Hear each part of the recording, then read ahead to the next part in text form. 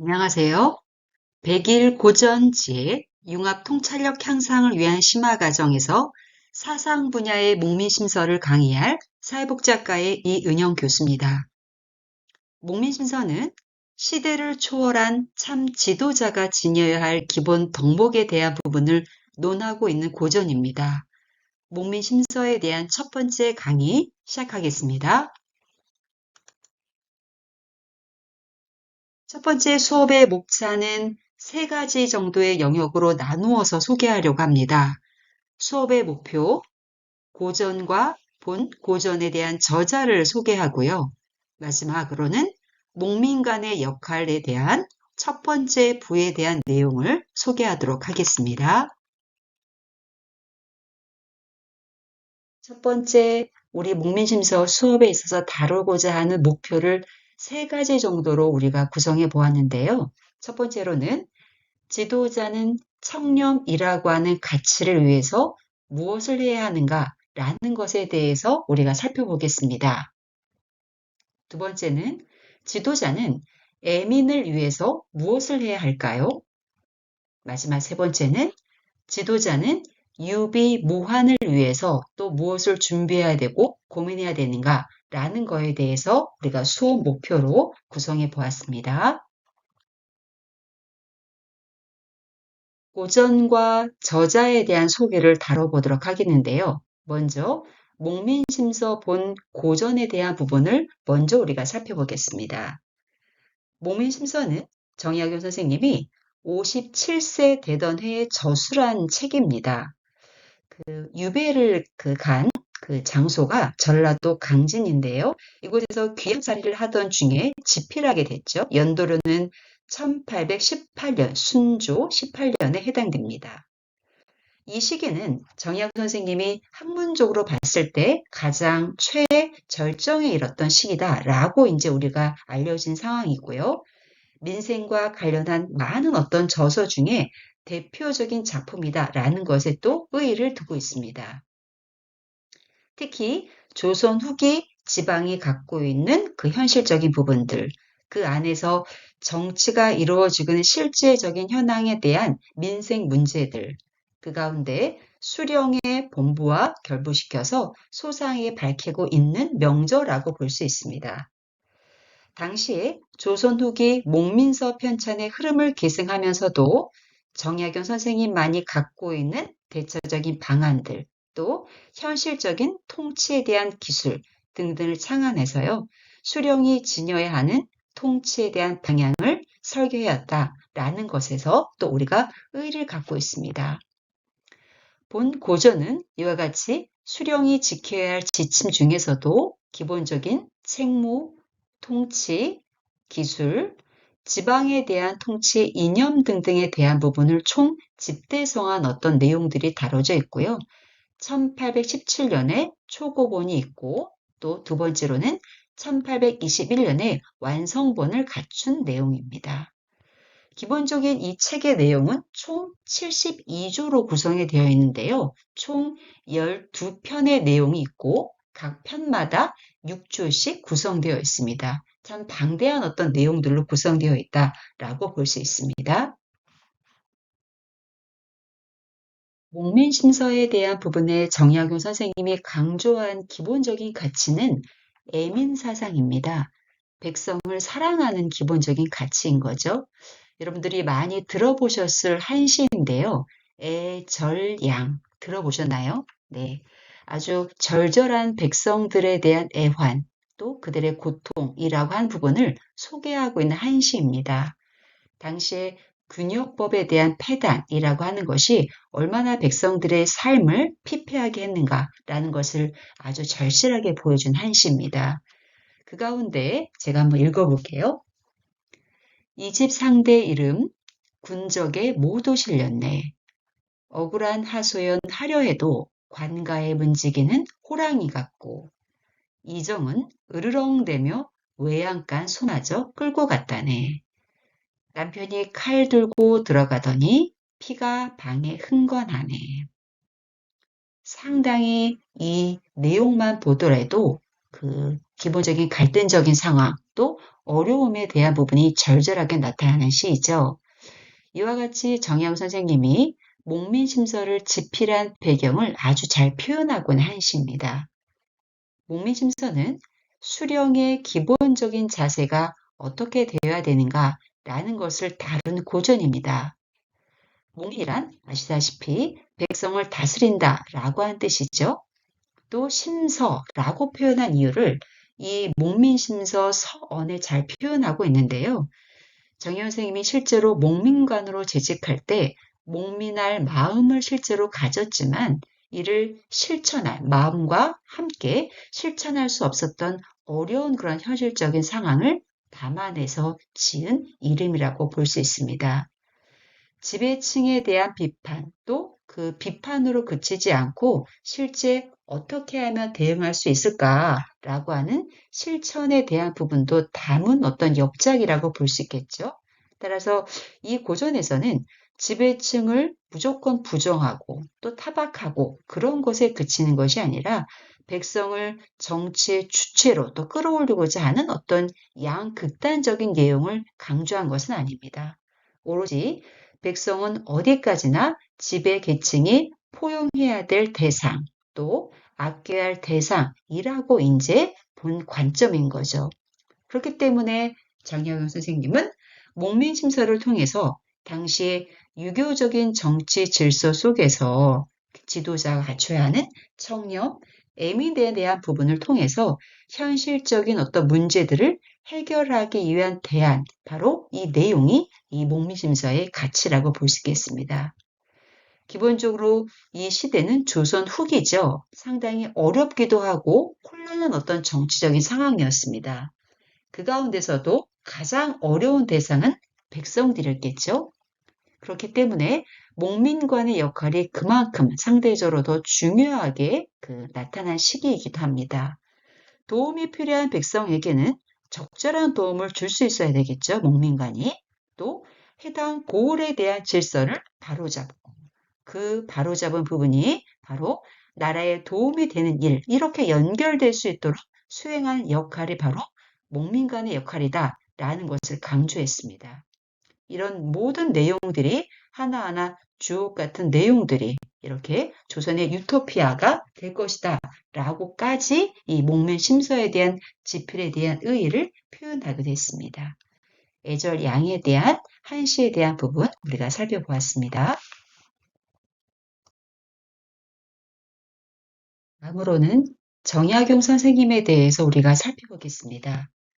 정약용 선생님의 호는 다산 많이 들어보셨죠? 조선 후기의 대표적인 실학자로서 우리가 다산 정약용 선생님이라고 많이 호명을 합니다. 정약용 선생님의 호는 다산 말고도 사암이라고 하는 공식적인 호도 많이 사용합니다. 또 여유단기라고 이제 지필한 것을 통해서도 여유라고도 우리가 할 수도 있고요. 또 본인이 살던 그 마을이 한강가에 있다고 해서 또 열수, 열수옹, 열초, 열상노인이라고도 많은 호를 씁니다. 다산이라고 하는 호는 그 전남 강진에서 귀양 살던 시절에 그 지방 자체가 대나무가 상당히 울창했었대요. 그래서 호도 탁옹 혹은 균암이라는 호도 많이 사용했습니다. 그러나 본인의 어떤 의지와는 달리 주위의 사람들이 이제 많이 불러주고 또 알려진 호가 바로 이제 다산인 거죠. 사암선생 연보라고 하는 그 책에서 보면요. 이런 굵기가 있습니다. 봄에 다산으로 옮겨 거처하였다. 다산은 강진현 남쪽에 있는 만덕사라고 하는 절의 서쪽에 있다. 또 다산공은 그래서 다산으로 옮긴 뒤에 대를 쌓고 못을 파고 꽃나무를 열지어 심고 물을 끌어다 폭포를 만들고 동쪽에 동암 또 서쪽에는 서암이라고 하는 두 암자를 지었다. 라고 이제 지필한 내용을 보면 이렇게 호가 다양하죠. 아마도 정약용 선생님이 다산이라고 하는 호는 차를 즐겨 마셨다라고 어떤 취향을 보기도 하고요. 그리고 유배된 전남 강진의 만덕산의 그 다른 이름이 또 다르게 다산이라고도 해요. 그래서 다산이라는 호를 우리가 듣게 되면 큰 뜻을 펼치지 못한 정영 선생님의 애환이라고 하는 것이 깃들어 있다라고도 볼 수 있겠죠. 다산 정영 선생님은 2012년에 유네스코 세계 기념인물에 선정되기도 합니다.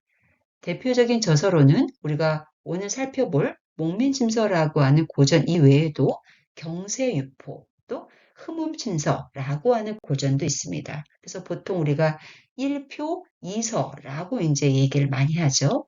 그러면 경세유포에 대해서 잠깐 우리가 살펴볼까요? 경세유포는요, 국정에 관한 전반적인 제도 법규에 대한 개혁이 필요하다라고 하는 의지에서 논한 책입니다.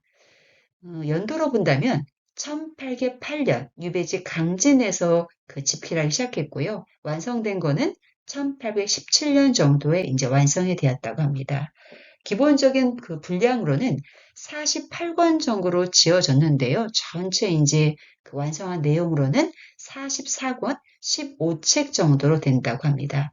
기본적으로 경세유포의 원래 이름은요, 박래초본이라고 하는 이름이었고요. 아까 얘기한 대로 기존의 정치제도가 갖고 있는 모순에 대한 아주 실제적인 사례들에 대해서 들추고 있습니다. 그러니 이를 시급하게 개혁할 필요성이 있다라는 것을 강조한 책입니다.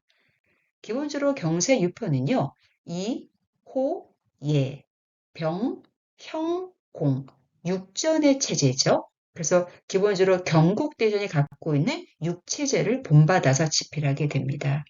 이렇게 이 경세유포는 당시 조선시대가 현실에 갖고 있는 수많은 어떤 내용들, 그것을 정치, 사회, 경제 제도를 개혁하고 기본적으로 부국 강병에 대해서 목표를 이루는 것을 필요로 하는 내용이거죠. 기본적으로 정의학의 선생님이 갖고 있는 그 취지가 개혁, 그리고 민생 안정, 더 나아가서 기본적인 실학자로서 갖고 오는 기술적인 발전들, 또 상공업에 대한 지능을 통해서 국가가 부국해야 된다라는 것을 실현하고자 논의한 책입니다. 두 번째 고전은 우리가 흠음신서였죠. 흠음신서는 다산 정혜영 선생님이 연도로 보면 1822년에 집필한 책입니다. 분량으로 보면요. 30권 10책으로 구성되어 있는 큰 어떤 분량이겠죠. 흠음신서는 당시 조선시대가 갖고 있는 형법에 대해서 다룬 내용입니다. 기본적으로 형법에 대한 내용이기 때문에 기본적인 애민에 대한 참작들이 필요하다라는 것을 유도하는 어떤 내용을 초점을 갖고 있습니다. 이렇게 정혜영 선생님이 집필한 그 경세유포 또 흠음신서라는 두 고전을 통해서도 갖고 있는 내용이 이와 같이 백성들을 사랑하는 마음들이라고 하는 것들이 가장 근간을 이루고 있는 내용이다라는 것을 또 우리가 알 수 있었습니다. 본 목민심서에 대한 고전의 목차에 대해서 우리가 살펴보겠는데요. 총 12부 정도로 구성이 되어 있습니다. 모든 부마다 6개의 조로 나눠져 있고요. 첫 번째 부는 부임 6조입니다. 율기 6조, 봉공 6조, 애민 6조, 이전 6조, 호전 6조, 다음에는 예전 6조, 병전 6조, 형전 6조, 공전 6조, 진황 6조, 해관 6조, 모두 12부로 구성이 돼서요. 해당 마을에 이 목민관이 부임한 그 시기부터 마지막 그 고을을 떠나게 되는 해관에 이르기까지, 그러니까 처음부터 마지막을 이루는 모든 그 집정하는 그 시기의 모든 내용들이 함께 해야 되는 역할, 태도, 또 생각해야 되는 부분, 모든 것을 총망라하는 부분인 거죠. 목민심서의 서문에 이런 내용이 있습니다. 오늘날의 백성을 다스리는 자들이 오직 거두어 들이는 데만 급급하고 백성을 부양하는 방법은 알지 못한다.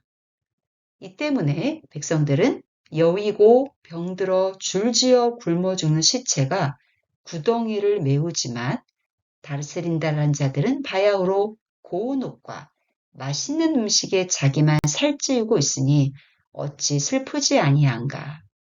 이 서문에 나와 있는 내용을 보더라도 이 다산 정의원 선생님이 이 목민심서를 집필하게 된 기본적인 동기, 의의에 대한 부분들을 우리가 알 수 있겠죠. 고전에 대한 목차 12부에 대한 제목을 우리가 살펴봤고요. 기본적으로 목민심서가 지금 우리가 얘기했듯이 수령, 관리가 걸어가야 하는 올바른 길은 무엇인가? 그것이 마음은 있지만 실천에 또 옮기는 그 과정까지 어려움은 있겠지만 그것을 행해야 된다라고 하는 거죠. 실질적으로 윗사람의 솔선수범, 청렴함 등등을 강조하고 있는 거죠. 더 나아가서 관리가 가져야 할 마음가짐뿐만 아니라 현대 우리의 시민에게 있어서도 시사하는 바가 있습니다. 책임을 가진 사람으로서 어떻게 살아가야 하는가라고 하는 의미를 확장 지을 수 있는 내용인 거죠. 그만큼 목민심서 고전이 현대의 우리들에게도 시사한 역할과 평가는 매우 높다라고 볼 수 있겠습니다.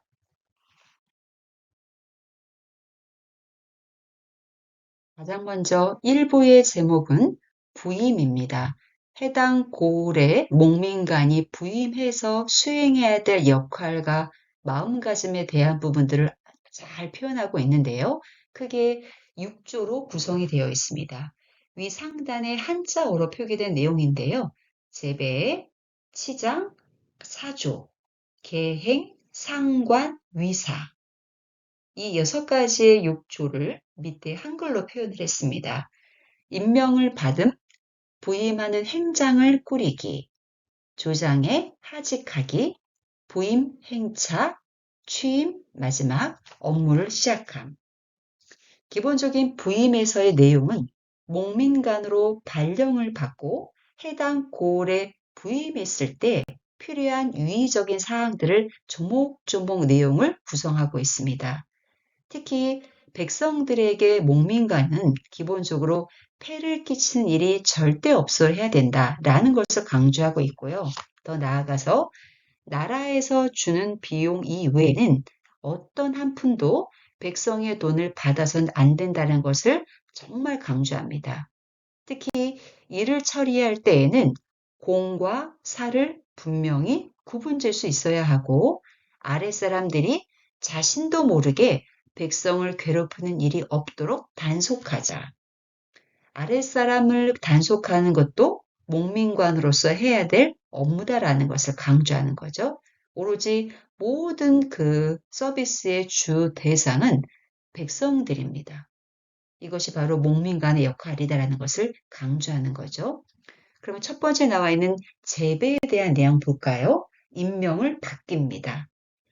임명을 받았을 때 내용은 수령은 직분을 매간매직하는 것을 피해야 하고 또 새 수령을 맞이할 때 들어가는 모든 말의 비용은 이미 나라에서 기본적으로 받게 되니까 필요한 어떤 별도의 이외의 비용을 백성들에게 거두지 말아야 한다라는 것을 강조합니다. 그만큼 백성들의 애완 또 공과 사에 대한 본인의 어떤 사익을 추진하는 것을 추구하는 것을 상당히 금기해야 된다라는 것을 다시 한번 강조하는 내용이죠. 두 번째는 사조. 기본적으로 내용에 있어서 조정에 하직하기. 기본적인 내용인 거죠. 또 자신을 추천한 전관에게 사사로이 기본적인 감사를 표하지 말고 또 맞이하러 온 이방이 있을 때 가르친 어떤 내용들을 얘기합니다.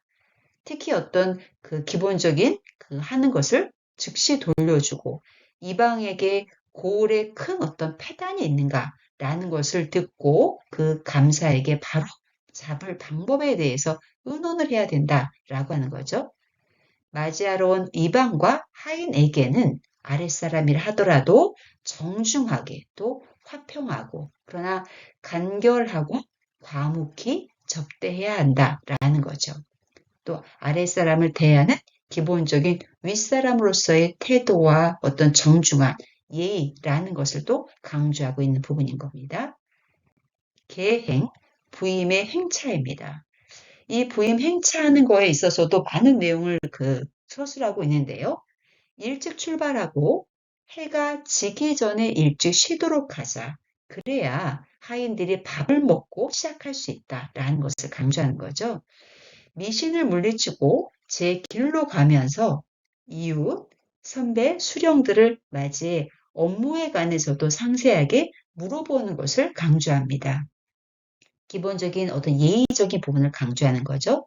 뿐만 아니라 취임 전에 하룻밤은 백성들 패 끼치지 않게 이웃 고을에서 자고 오는 그런 태도도 필요하다.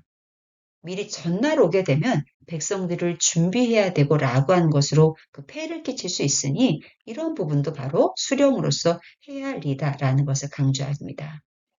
상관, 취임에 대한 부분이죠. 길 잃을 기다리지 말고 비가 없는 빠른 취일날 취임을 하자. 그래야 아전과 하이들을 모아 인사를 하게 될 수 있다. 그 후에 고을 백성들을 다스릴 준비를 하자. 상당히 성실한 어떤 업무에 대한 준비를 한다라는 것을 알 수 있겠죠. 마지막은 이사입니다. 업무를 시작한다. 이튿날 새벽에 출근하고 3급 관청에 올리는 보고 중 기본적인 전례에 따라 하자.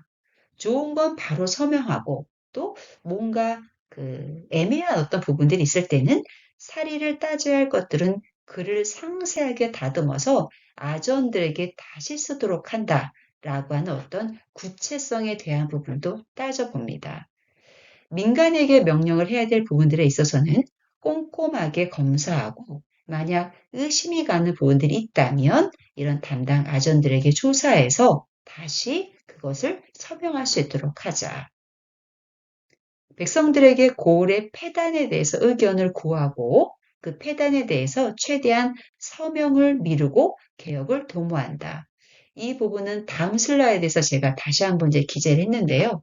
묻는 어떤 대상이 그 행정 업무를 보는 그 아래 사람들에게만 묻는 것이 아니라 바로 고을의 주인 자체가 백성들이니까 백성들에게 어려움은 무엇인지라는 것을 각각 묻는다라고 하는 거죠. 직접 묻는 거죠. 누구를 간접적으로 통해서 듣는 것이 아니라 직접 백성들을 만나서 백성들의 입장에서 그들의 목소리로 필요한 부분은 뭐고 무엇이 힘든지라는 것을 듣는 경청에 대한 태도들이 필요한 것을 강조합니다.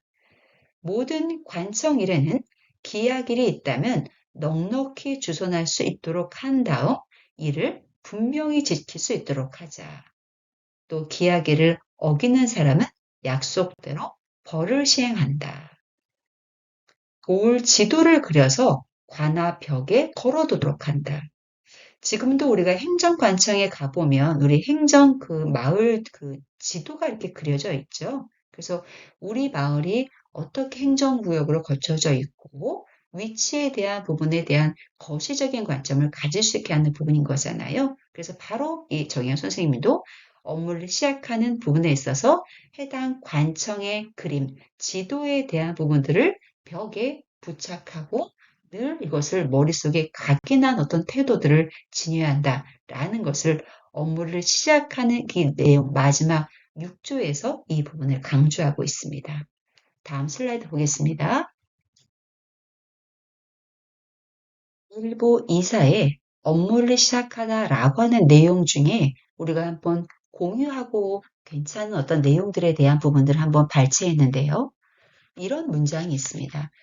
부임했을 때 사람들과 일반 백성들에게 명령을 내려서 무엇이 이 고을의 고민인가를 묻고 진언을 요구한다. 이 문장이 바로 그 일부 부임 6조에서 강조하는 가장 중요한 핵심이지 않을까라는 생각이 듭니다. 부임했을 때의 목적은 그 행정관, 밑에 아래 사람들에 대한 얘기만을 듣는 것이 아니라 이 고을의 주인은 바로 백성들인 거죠. 이 고을에 오래 거주하고 있는 백성들이 무엇을 힘들어하고 또 어떤 것을 해결하기를 희망하는가라는 것을 간접적인 다리를 거쳐서 듣는 것이 아니라 직접 백성들에게 듣는 거예요. 그럼 백성들이 그들의 목소리로 또 그들이 생각하는 그들이 고민하는 내용들에 대한 모든 서사적인 부분들을 직접적으로 얘기를 듣는 거죠. 그래서 이 해당 고을의 어려움, 또 해결책에 대한 부분들을 함께 공유하고 해결하기 위한 자리들을 만들 수 있는 부분들이 바로 여기에 나와 있습니다. 그리고 묻는 것으로 그치는 것이 아니라요, 진언을 요구한다라고 하죠. 그러면 어떤 그 포장이 된 어떤 부분들이 아니라 직접적으로 진실된 내용을 통해서 점점 이 고을의 발전이라고 하는 것을 또 우리가 얻어낼 수 있는 부분인 거니까요. 그래서 이 일부의 제목 부임에 있어서의 6조의 내용 중에 이 핵심적인 부분은 업무를 시작하는 데 있어서 수련관이 해야 될 모든 핵심적인 부분들을 크게 이제 6가지 정도로 구성하고 있는 내용이었습니다. 이것으로써 목민신서 첫 번째 강의를 모두 마치도록 하겠습니다. 다음 강의는 두 번째 목민신서 내용을 소개하는 시간을 갖겠습니다. 감사합니다.